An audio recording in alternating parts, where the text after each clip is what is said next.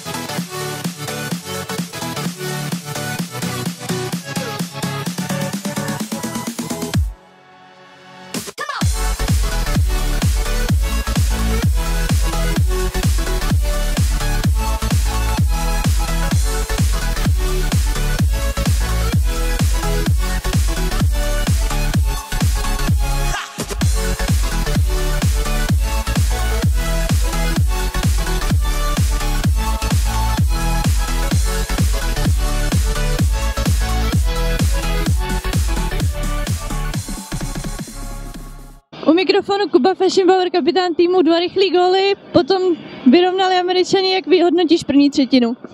Tak začali jsme určitě dobře, to si v kabině i řekneme, ale potom tam bylo úplně zbytečné vyloučení a pár chyb, tam byl gól z předbrankového prostoru, to se nesmí stávat. A hlavně to jedno vyloučení bylo úplně zbytečné v útočním pásmu.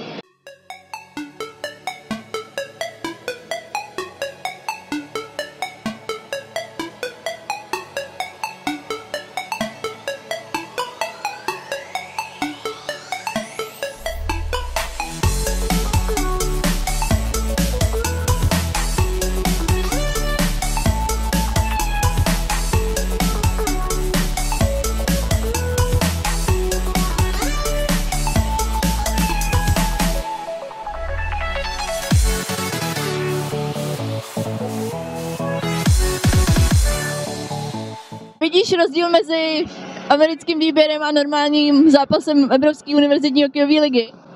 Určite áno, je tam veľa korčulovania, strašne sa korčuluje a hrá sa dosť do tela.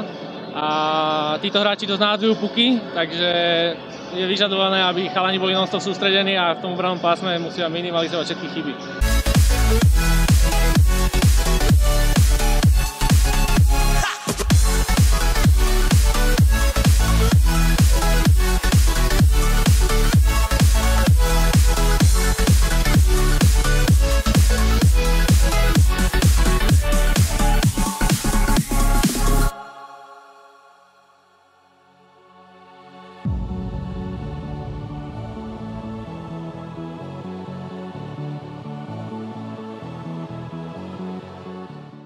So how would you enjoy the game? It was a lot of fun to play, very competitive. They're a very good team, and it was just great to be out there. Compared to USA, they're very fast, very good with the puck, good stick work, and they shoot the puck hard.